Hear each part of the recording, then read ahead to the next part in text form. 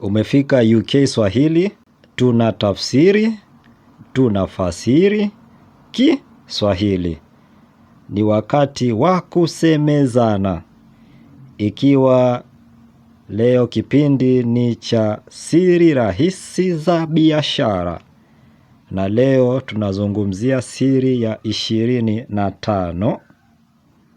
Bila kusema mengi, mada yake ya leo.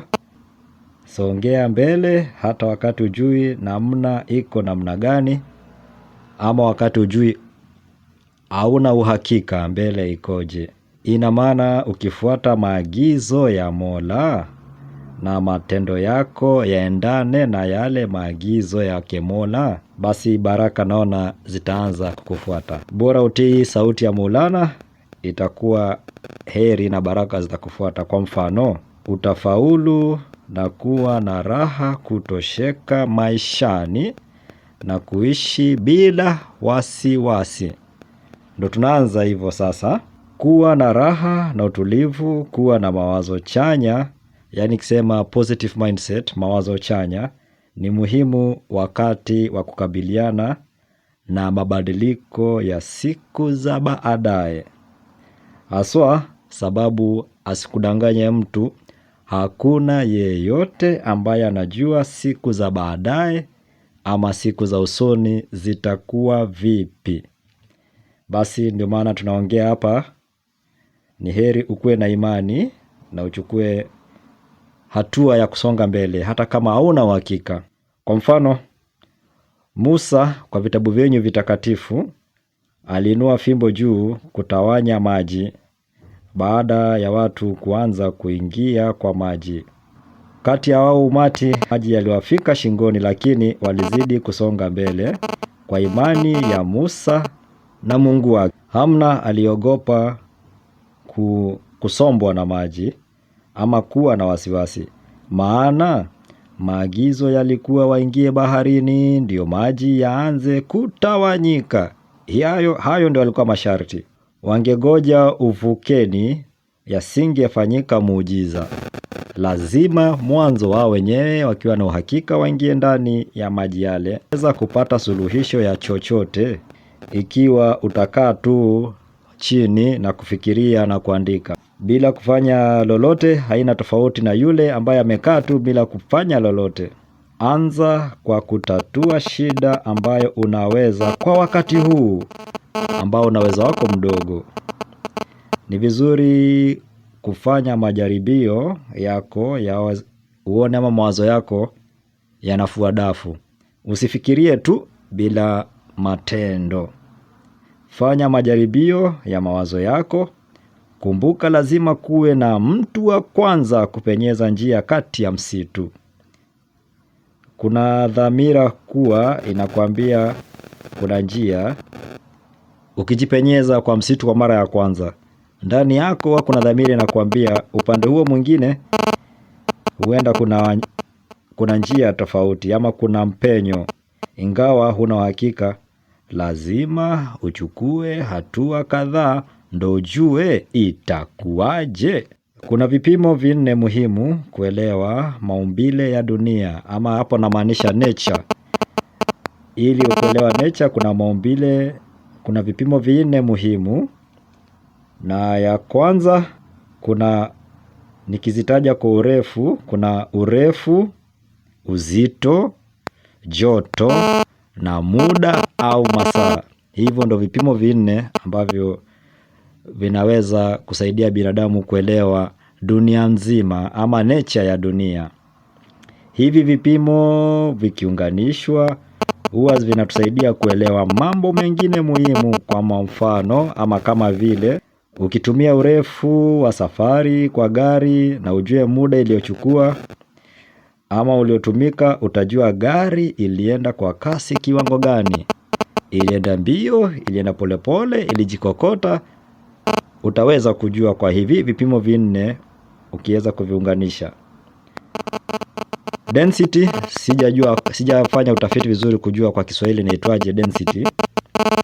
Density inahusisha uzito na urefu wa kitu au chombo fulani. Chuma huzama kwa maji maana ina uzito. Ikilinganishwa na volume yake, mtaniwia radhi hapo sijajua kwa hakika volume kwa Kiswahili nitaisemaje. Hapo ndaomba msaada wenu wasikilizaji, tuelimishane pamoja. Mbao nayo inaelea kwa maji kwa sababu uzito wake ni mdogo ikilinganishwa na yale maji. Vipimo hivi ni vya maana kwa wahandisi wa ndege, meli, magari na mashine zote kwa jumla. Tunaweza kutumia ala kadhaa kuhesabu vipimo hivi kwa mseto au pekee kuelewa miundo msingi ya dunia. Hata kunao wanao uwezo kukisia vipimo fulani kwa kuangalia tu, baada ya kuwa na uzoefu wa muda. Yani kwa kuangalia tu akajua ni vipimo fulani kiwango gani. Utawasikia wakati wa kuhamisha samani ama wakihama, watakwambia inamisha kochi upande wa kulia, itapenyeza. Nilaaniwe isipotosha, nilaaniwe isipopita. Yani ana uhakika itapita sababu amefanya hesabu zake kwa macho tu, na kwa uzoefu mara mingi utapata wako sawa ama wako sahihi. Lakini sio rahisi kuhesabu kwa macho, lakini kwa kutumia ubongo na uzoefu utajua joto huenda imepita 70 hivi. Ingawa hutajua kwa ukamili ni 79 kikamilifu, unahisi hiyo joto, utaihisi mwenyewe. Unaweza pia kisia uzito wa jiwe au kitabu ukikishika kwa mkono yako ama kwa mikono yako. Lakini kupima saa au muda huwa sio rahisi kupima au kukadiria bila kutumia ala zake. Saa moja huenda ikawa ni tofauti ikitegemea uko gerezani au unashabikia soka ya mpira ya dunia, ama ukiwa Old Trafford kwa wale kidogo wamebahatika wana mashilingi zao. Masurufu yako imewaruhusu kusafiri Old Trafford kuona soka ama kutazama soka. Mwanafunzi akiwa chuo masaa huwa yanaenda polepole sana. Lakini huyo mwanafunzi akiwa na mpenzi wake safarini, masaa huwa yanakimbia kumshinda Usain Bolt. Mwaka mmoja ni muda mrefu sana tukiwa watoto chekechea, sababu huo mwaka ni 1% kubwa ya maisha yake.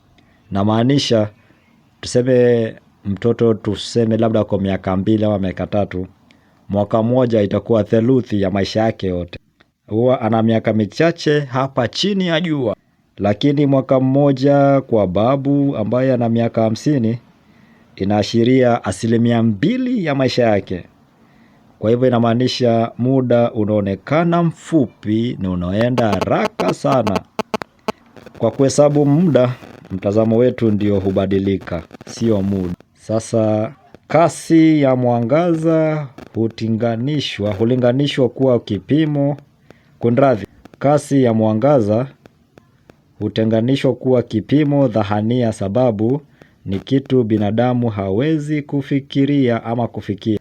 Einstein alitilia mkazo kwa kusema, ni vingumu watu wawili kupata matukio ya kufanana, hata ingewezekana waende kwa mbio ya mwanga. Nikirudia, ni vingumu watu wawili kupata matukio ya kufanana, hata ingewezekana wafikie mbio ya mwangaza. Haya maneno ndio msingi wa quantum mechanics. Inaonyesha kipimo cha muda na masaa ni vigumu kupima ikilinganishwa na joto, urefu na uzito wa kitu.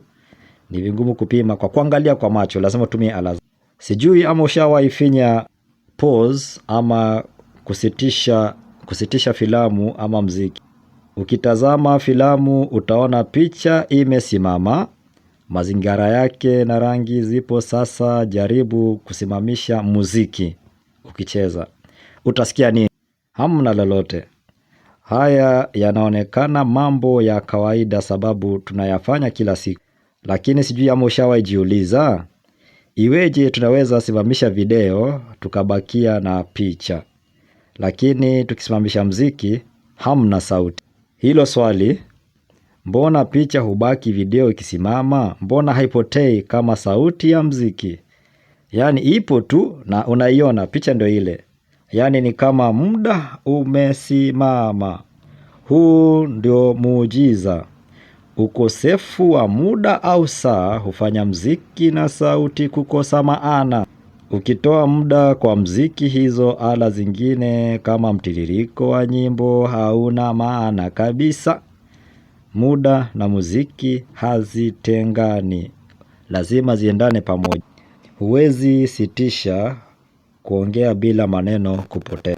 Sentensi ya maneno kenda, nikisema kwa sekunde chache itaeleweka. Nikisema maneno machache kwa sekunde chache itaeleweka. Hiyo sentensi nikichukua mwaka mmoja mzima kuisema, haitakuwa na maana, itakuwa vijisauti tu, havieleweki kwa kiwambo cha masikio yetu. Nasema kiwambo ni kiungo cha masikio. Sijui ama ndio nyinyi Waingereza ambao mnaongea Kiingereza ndio mnaita eardrum. Kwa hivyo ukisema maneno machache na uchukue muda mrefu kama mwaka moja, maneno ambayo yakangechukua sekunde 3, basi kiwambo haitambui ama hakitambui unamaanisha nini ama unasema nini. Hii inatuonyesha tusipoelewa umuhimu wa muda, itakuwa vigumu kuelewa lugha na mawasiliano. Na hivyo basi hatutaelewa chochote kinaishi duniani na matukio ya binadamu bila kujumuisha muda. Kwa ufupi nasema ama tunasema muda ni wa maana sana kuelewa kila kitu hapa duniani. Huwa tunaingia duniani na kufuata daraja tofauti za muda. Tunazaliwa kama watoto chekechea na baada ya kipindi fulani tunajipata watu wazima. Kuanzia utotoni tunabalehe kisha baadaye watu wazima. Muda upo maishani mwetu lakini tumezoea kuishi bila kutambua umuhimu wake. Hebu jiulize, ungekuwa mtu wa kwanza duniani ingekuwa. Mola amekuumba ukajipata na miaka 25. Huna kumbukumbu ya chochote utotoni kama Adamu kwa Biblia. Wanyama na mazingira unayowaona kwa mara ya kwanza.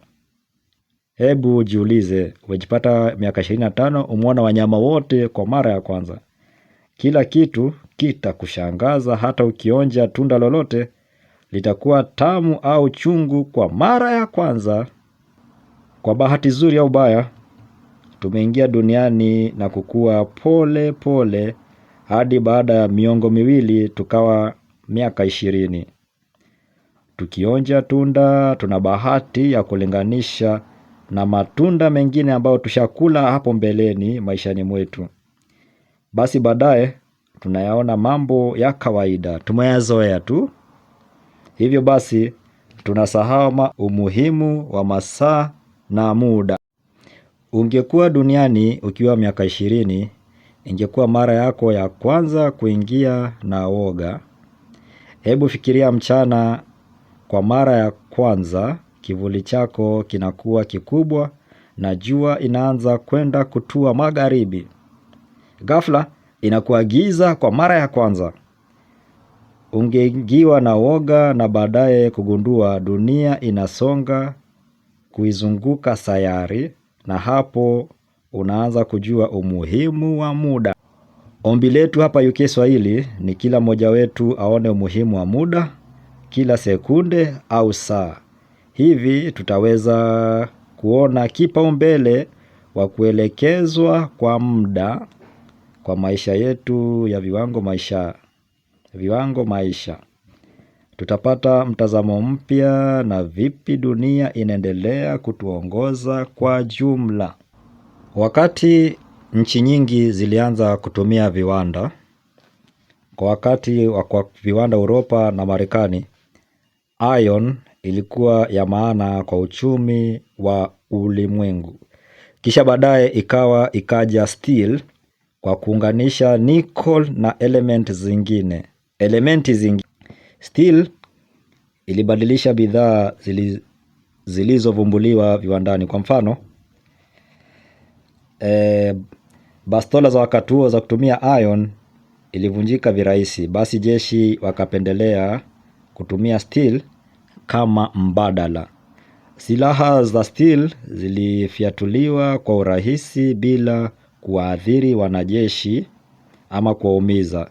Kilichofuata, viwanda vya iron zilifunga biashara, hawakupata tija ama faida.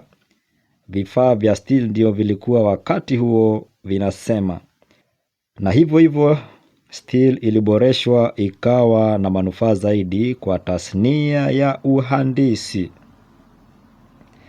Teknolojia inaboreshwa kila wakati, hilo nalo tunalijua vizuri. Karne ya 19 ambayo ndio 1900s, takriban watu 1300 Marekani waliajiriwa kuwatunza farasi. Iwe viatu vyake, kutengeneza kamba ya kuwaongoza farasi, kutengeneza rukwama za kuvutwa, na pia kuna wale waliohusika kusafisha barabara, kuondoa kinyesi cha wanyama hao barabarani. Mwisho wa mwaka 1908, Henry Ford alivumbua gari yake ya kwanza ambao aliita Ford Model T. Magari haya kutoka viwandani yalifanya haina haja tena farasi kuvuta rukwama barabarani. Maelfu walipoteza ajira kwa siku moja. Je, haya yalikuwa madhila? Ndiyo. Wachache waliona mabadiliko ya kinyatia. Hawakugoja hadi dakika ya mwisho. Walichukua nafasi ya kwanza kuuza bidhaa za gari zinazotumia petroli. Wachache wengine wakaacha kutengeneza rukwama, badala yake wakaanza kujifunza namna ya kuwa fundi gari.